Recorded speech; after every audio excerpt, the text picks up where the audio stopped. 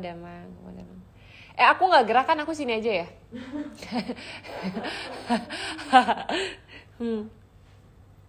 Aku gini, udah. Oh ini kita mulai aja sekarang. Boneka putar ya. Oke. Teh. Aku sambil siaran ya. Boleh ya? Udah lama gak live Instagram. Salam dari Bali. Woi, hai Pasar Minggu. Kak, kamu orang mana sih? Indonesia. Berbes hadir. Kita udah mau mulai nih, mau temenin siaran gak? Tapi sayang kuota kalian yang ngeliatin aku siaran doang. Iya. Kabar Kecia, Masya Allah baik. Transfer room, kita tapping fokus malam sekarang.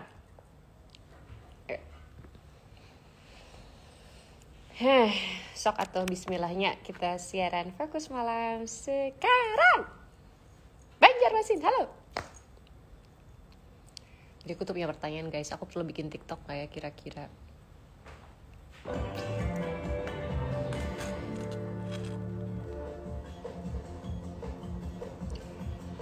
Air aliran anak Sungai Citarum di Kabupaten Karawang, Jawa Barat tiba-tiba berwarna merah pekat. Warga pun geger.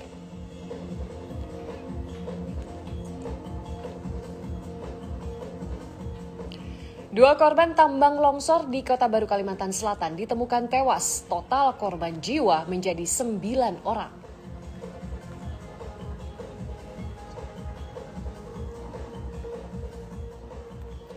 Setelah ditetapkan sebagai tersangka, Gubernur Papua Lukas NMB akhirnya buka suara di tengah penjagaan ratusan massa.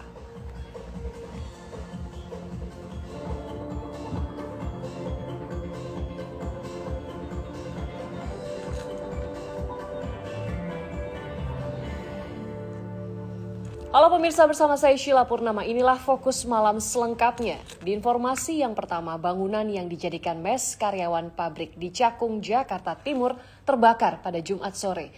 Diduga api dipicu korsleting arus listrik akibat ada penghuni yang lupa mematikan kipas angin. Begitu mengetahui ada kebakaran, warga langsung bahu-membahu mencoba memadamkan api dengan peralatan seadanya. Namun api yang membakar bangunan mes karyawan pabrik di Jalan Raya Penggilingan Cakung, Jakarta Timur pada Jumat sore ini dengan cepat membesar. Petugas pemadam kebakaran yang tiba di lokasi beserta 10 pemadam langsung berjibaku memadamkan api. Sampai 1 jam, api pun bisa dipadamkan.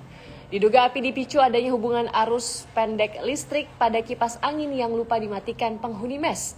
Tidak ada korban jiwa maupun luka dalam kejadian kebakaran ini.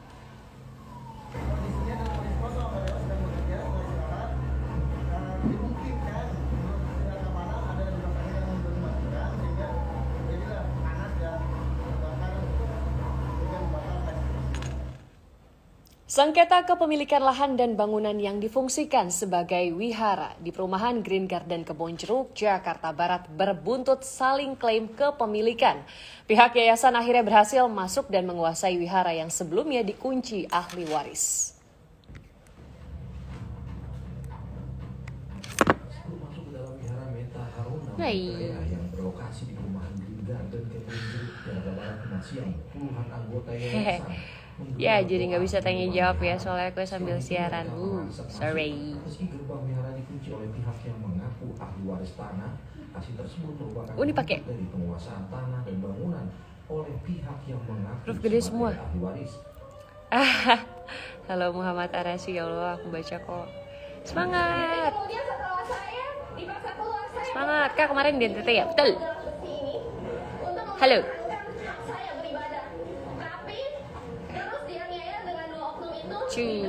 Kalian jam segini belum tidur ngapain? Iya, aku juga berdoa untuk yang terbaik untuk Dede Lesti ya. Was a woman, I'm shocked too. Kan berarti semangat Kak, asli mana? Indonesia. Amin ya rabbal alamin. Terima kasih Haris. Berdasarkan sertifikat tanah. Jawab doang, aku perlu bikin TikTok nggak sih guys? Karena memiliki surat hibah dari pemilik tanah dan bangunan sebelumnya. Jayadi melaporkan dari Jakarta.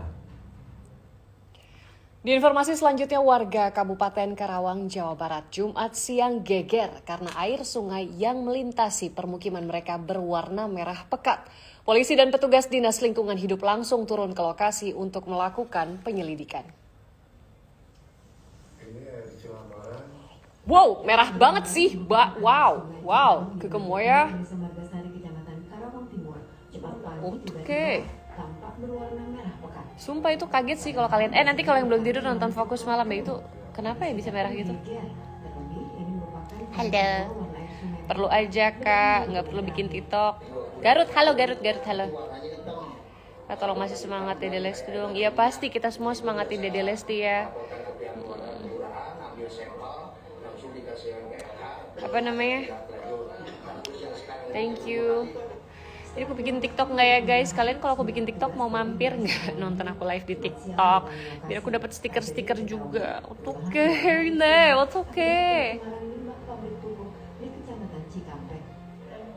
Gue ancas saya.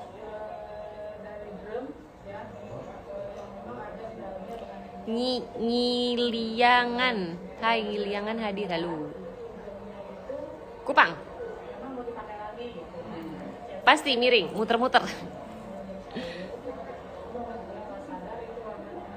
Tanya saya. YouTube aja kan, jangan TikTok. TikTok enggak lah, siap join dong kak.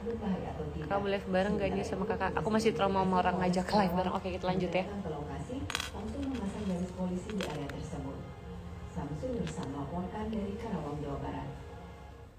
Di informasi selanjutnya, belasan rumah rusak akibat bencana tanah bergerak di Kabupaten Garut, Jawa Barat. Warga terpaksa mengungsi ke rumah kerabat. Bencana tanah bergerak ini terjadi di Kampung Cipicung, Desa Jayabakti, Kabupaten Garut, Jawa Barat. Akibatnya belasan rumah mengalami kerusakan. Bagian rumah yang rusak mulai dari lantai hingga dinding. Tanah bergerak juga menumbangkan sejumlah pohon. Tanah bergerak terjadi setelah hujan deras dalam sebulan terakhir. Khawatir tanah bergerak semakin meluas dan membahayakan keselamatan, warga meminta direlokasi. Saat ini sebagian warga telah mengungsi ke rumah kerabatnya. Harus cepat direlokasi sebabnya soal ibu mah itunya, ibu sendiri mah nggak punya buat apa? Buat pindah, nggak punya tanah lagi gitunya. Itu terus cuman punya ini buat rumah sama itu tanahnya. Pemirsa, 2 dari 4 korban yang tertimbun tanah longsor di Desa Buluh Kuning, Kabupaten Kota Baru, Kalimantan Selatan akhirnya ditemukan. Tim SAR hingga kini masih bekerja untuk menemukan 2 korban lagi.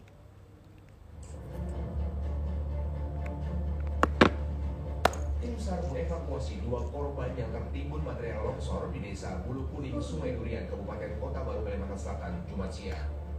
Jasad kedua korban kemudian dibawa ke posko penanganan bencana untuk diidentifikasi sebelum diserahkan ke pihak keluarga untuk dimakamkan.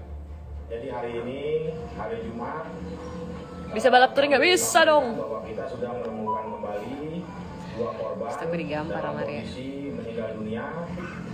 Sehingga sampai dengan hari ini total korban yang sudah kami temukan adalah sebanyak 15 orang dengan perincian 9 orang meninggal dunia dan 6 orang luka-luka, 2 orang masih dalam pencarian.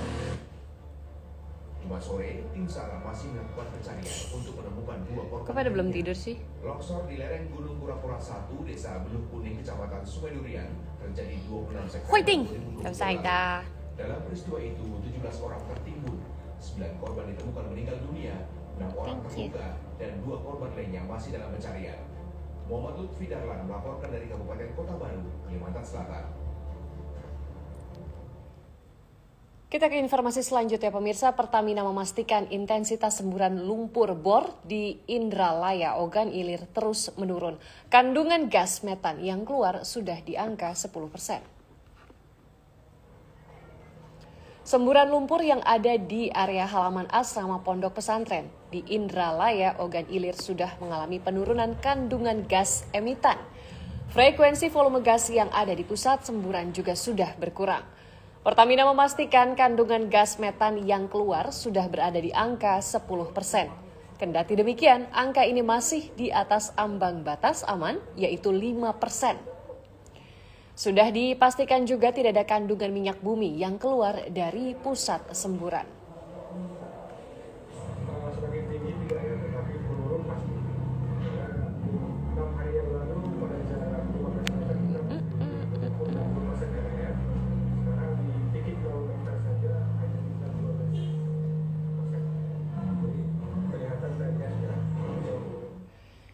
Ditetapkan sebagai tersangka, Gubernur Papua Lukas NMB akhirnya buka suara. Lukas menyatakan sedang sakit dan belum bisa banyak bicara. Sementara itu ratusan orang massa masih berkumpul di halaman rumah Lukas NMB di Jayapura, Papua, menolak Lukas menjalani pemeriksaan di Jakarta.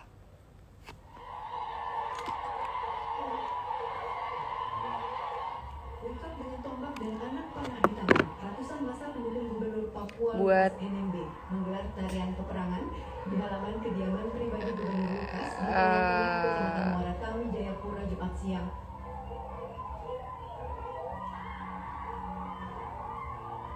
Masa juga menggelar aksi. Apa tadi pertanyaannya? Oh, tapping untuk PMFM.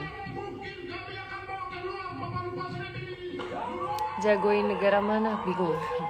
Kirain berita Leslar. Udah tadi berita Leslar. Kak suka liatin tappingin sendiri nggak?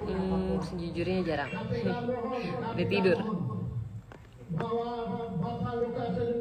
Makassar, hai, annyeong. Ya, di sini kita punya informasi terkait ikan asin berformalin yang ada di pasar. Ini sih ada di pasar Jakarta, tapi hati-hati aja ya kalau beli. Why people keep talking with the caps lock?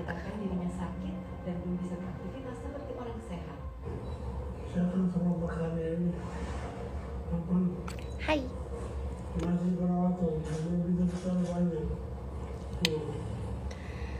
Wow, masih ada yang kerja sampai jam segini kayak aku. Oh. Info loker MTek sebenarnya kamu bisa deh cek Instagramnya, ada kok, bisa dipost di sana. Kasus Lukas NMB, kami telah menyiapkan 1.800 You from Solo, semangat. Dan kami siap untuk membackup apabila memang KPK meminta. Berita kompor listrik nggak ada malam ini. Kami juga mendukung penuh. Insya Allah kita doain sama-sama Mbak Dede. Gubernur Papua Lukas NMB ditetapkan sebagai tersangka kasus dugaan suap dan gratifikasi. Ya, thank you semangatnya. Kerja malam Kak sama seperti aku, tos. Hingga kini KPK belum bisa memeriksa Lukas meski telah 2 kali melayangkan surat panggilan. Kasus ini kian memancing perhatian publik karena saat Lukas tak kunjung memenuhi panggilan KPK dengan alasan sakit, beredar foto-foto Lukas bermain judi di sejumlah kasino di Malaysia dan Singapura. Tim Liputan Indonesia melaporkan dari Jayapura, Papua dan Jakarta. Pemirsa, pasca temuan ikan asin berformalin di pasar tradisional Jakarta, petugas semakin giat melakukan sidak ke sejumlah pasar tradisional dan swalayan. Hal ini dilakukan untuk menekan peredaran makanan tak layak konsumsi di masyarakat. Sebagai upaya pencegahan terhadap meluasnya makanan yang tidak layak konsumsi beredar di pasaran, Suku Dinas Ketahanan Pangan Kelautan dan Pertanian atau Sudin KPKP Jakarta Pusat kembali melakukan sidak ke sejumlah pasar tradisional dan swalayan. Dari sejumlah lokasi, petugas mengumpulkan sampel untuk spill campersnya seperti ikan asin, hasil ternak, serta bahan pangan lainnya. Dari proses uji laboratorium sampel di lokasi, petugas tidak menemukan adanya bahan berbahaya yang terkandung dalam bahan tersebut. Buruan.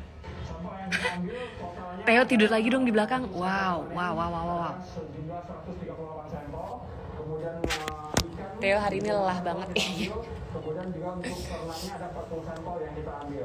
Semua sampel diuji secara langsung on the spot yang beroperasi di Pabrik City dan hasil. Wow, ada yang jualan. Monitoring dan pengecekan seperti ini gencar dilakukan pasca temuan ikan asin mengandung formalin. Kok lampu atas kayak kelap-kelip ya?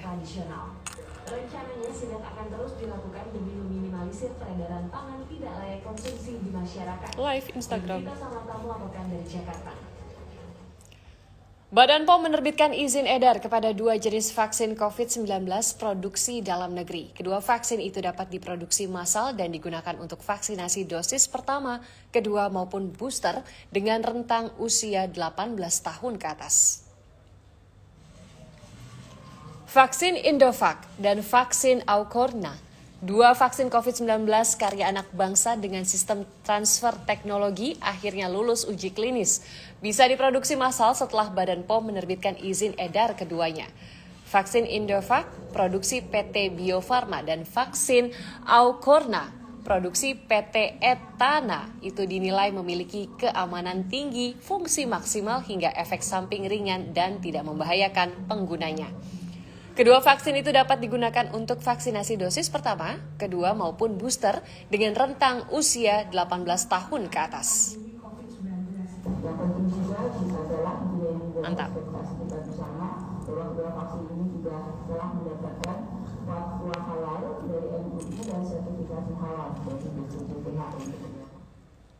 Pemirsa, seekor ular sanca sepanjang 3 meter ini ditemukan di atap plafon pabrik garmen di Sukabumi, Jawa Barat. Ular sanca seberat 8 kg itu dalam kondisi terluka. Sejumlah petugas pemadam kebakaran mengevakuasi ular sanca sepanjang 3 meter yang bersembunyi di atap plafon sebuah pabrik garmen di Jalan Selabintana, Kabupaten Sukabumi, Jawa Barat. Hewan reptil dengan berat 8 kg tersebut pertama kali diketahui oleh seorang karyawan pabrik yang curiga melihat ada yang bergerak di atap plafon.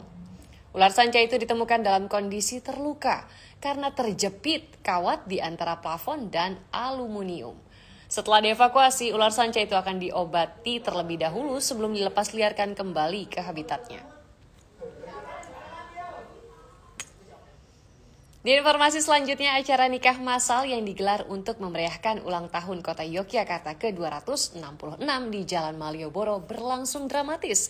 Pasalnya, lokasi di acara bahagia tersebut dilanda hujan deras.